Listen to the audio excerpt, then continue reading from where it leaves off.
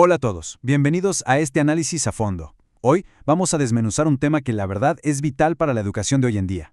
Nos vamos a enfocar en revisar el documento Evaluación Formativa en el Aula, publicado por la Secretaría de Educación Pública del Estado de Hidalgo. Y miren, la idea central aquí es entender un salto indispensable, pasar de simplemente poner un numerito frío en una boleta a verdaderamente formar personas. Es un cambio de paradigma súper profundo que replantea la esencia misma de cómo aprendemos y cómo medimos ese aprendizaje. No es nada más cambiar un formato burocrático, es transformar la pedagogía desde la raíz. Ok, vamos a meternos de lleno en esto. El texto arranca señalando una confusión histórica fuertísima. Mezclar la evaluación que existe literal solo para cumplir con el papeleo administrativo con aquella que sí se preocupa por lo pedagógico y la vida real. Y es que el documento nos advierte que es muy fácil hablar de evaluación formativa en los discursos oficiales, pero a la mera hora, en el salón de clases, seguimos haciendo lo mismo de siempre, calificar por calificar.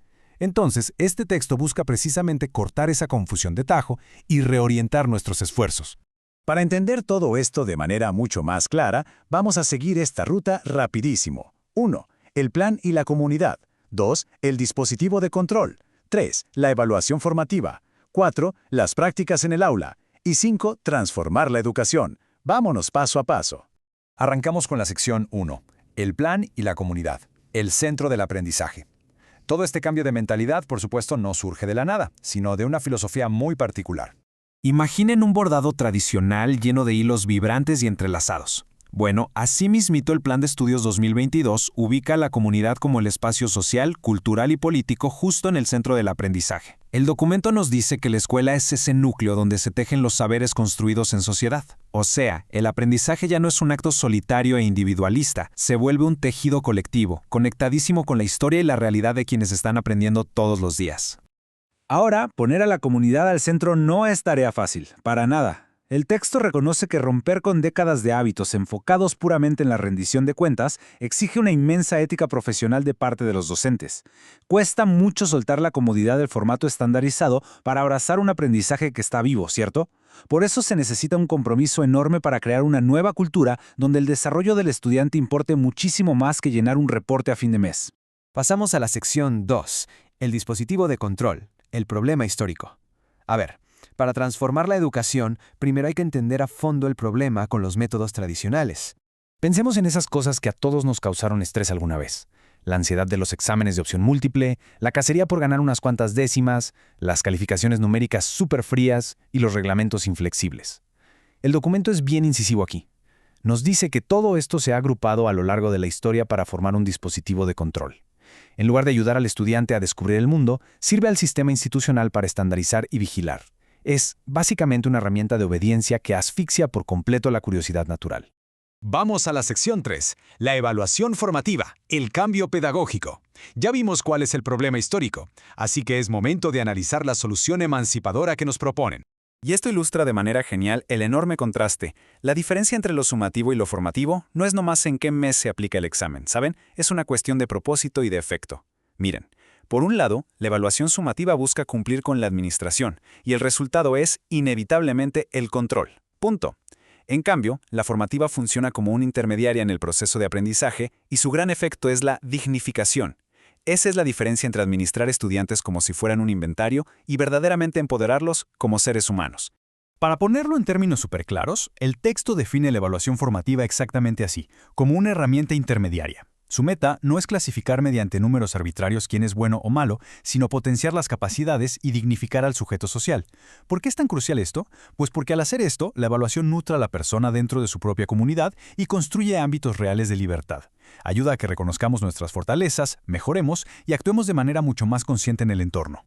Llegamos a la sección 4, prácticas en el aula, de la teoría a la acción. Ya entendemos la filosofía, pero ¿cómo se ve esto aterrizado un martes cualquiera a las 9 de la mañana?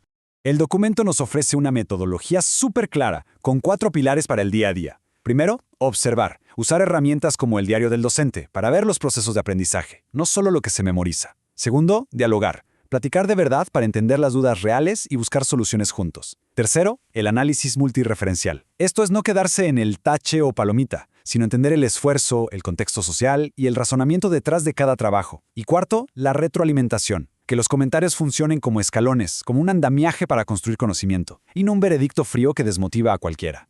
Obviamente, para que todo esto funcione, la dinámica dentro del salón tiene que cambiar drásticamente. El texto recalca que el aprendizaje tiene que darse en planos horizontales y dialógicos. En español, esto significa que el estudiante ya no es un objeto pasivo al que nada más calificamos, sino un sujeto activo, una persona completita con voz, cuerpo y emociones.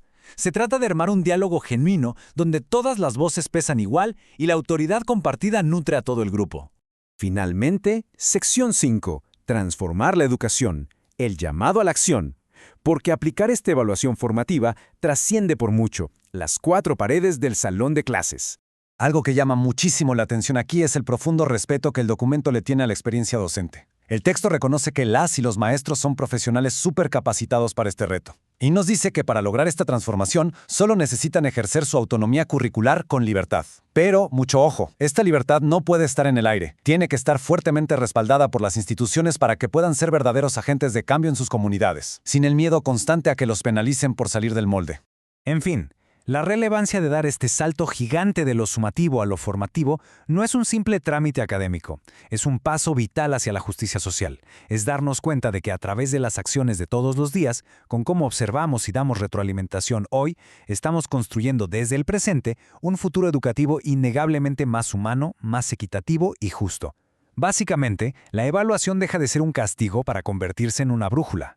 Y cerramos nuestro análisis de hoy con esta pregunta súper provocadora. Frente a todo lo que nos presenta este documento de la SEP Hidalgo, nos queda una reflexión vital para cualquiera que esté involucrado en la educación. Cada vez que evaluamos, vale la pena detenernos un segundo y preguntarnos de manera muy honesta. ¿Nuestras prácticas diarias en el aula están funcionando como un dispositivo que controla o como una herramienta que verdaderamente libera, dignifica y potencia al ser humano? Es una pregunta que nos invita a repensar nuestra cotidianidad a fondo. Muchísimas gracias por habernos acompañado en este recorrido. ¡Hasta la próxima!